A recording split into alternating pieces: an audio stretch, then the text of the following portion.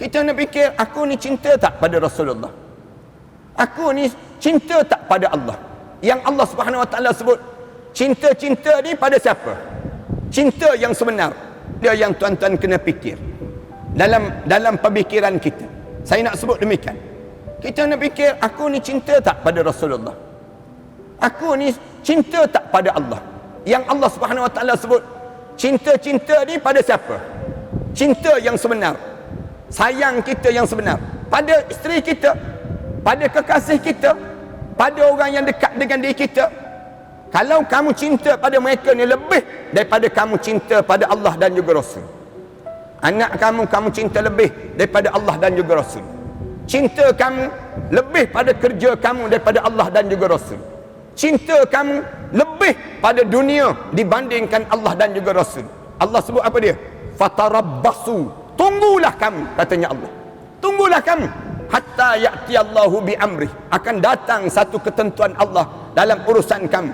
Wallahu la yahdil qaumal fasiqin. Allah sebut, Allah tak bagi hidayah pada siapa yang menjadi kaum fasik itu sendiri. Allah cerita demikian. Hidup kita ni kena utamakan Allah, utamakan Rasulullah. Apa benda pun dalam hidup kita ni, dia kena jadi macam tu. Dalam hidup kita ni, sikit-sikit kita tanya, Allah nak macam mana kita? Sikit-sikit kita kena tanya, Rasulullah buat macam mana untuk kita jadi dekat dengan Allah? Sebab dua ni jadi besar. Allah sebut dalam Quran. Dan qul in kuntum tuhibbunallah, kalau kamu ni cinta pada Allah, qul in kuntum tuhibbunallah fattabi'uni, kamu tolong ikut Rasulullah sallallahu alaihi wasallam, yuhibbukumullah, kamu akan dicintai di sisi Allah. Maknanya dalam hidup kita ni, jangan cinta sesama makhluk. Jangan letakkan cinta pada makhluk. Siapa yang letak cinta pada makhluk selain daripada Allah dan juga Rasul terlebih dahulu dalam hidup dia, dia akan menyesal di akhirat nanti. Kita akan menyesal dalam kubur, tak payah pergi ke akhirat, sampai di padang mahsyar, masuk dalam kubur tu pun menyesal teruslah. Habis aku. Bila masuk dalam kubur pun menyesal terus. Kenapa jadi demikian? Kerana dia tidak letak rasa kecintaan kepada Rasulullah, kecintaan pada Allah menjadi keutamaan dalam tubadan masing-masing ini sendiri. Ini yang berlaku.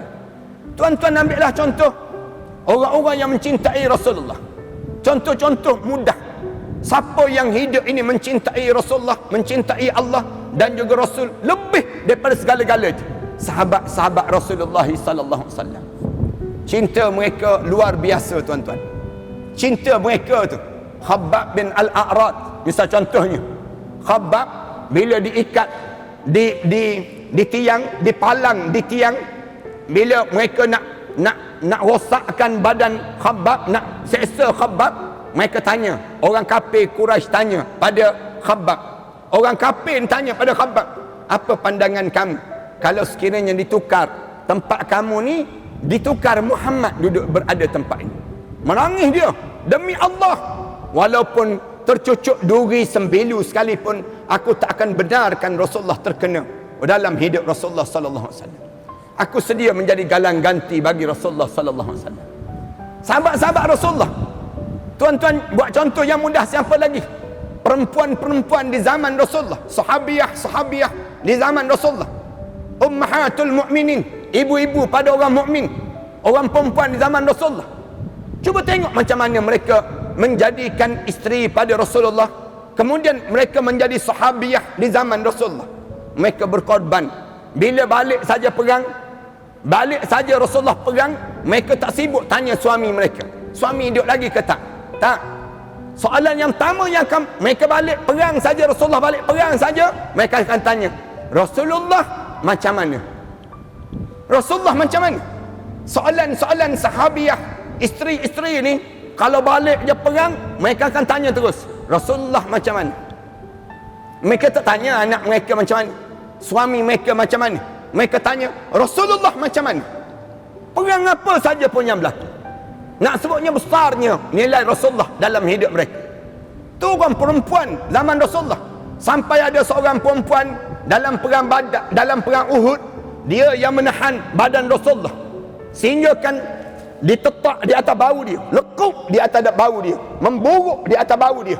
Kerana apa dia? Mempertahankan Rasulullah sallallahu alaihi wasallam. Tuan-tuan baca dalam sejarah bagaimana hebatnya kecintaan mereka pada Rasulullah sallallahu alaihi wasallam. Kerana mereka tahu jaminan cinta pada Rasulullah ialah jaminan syurga. Balasan syurga. Cinta pada makhluk ada balasan syurga? Tak ada. Cinta pada sesama kita ni tak ada ganjaran. Tak ada ganjaran yang disebut dengan syurga lagi. Cinta yang utama dalam hidup ini tetap Rasulullah sallallahu alaihi wasallam.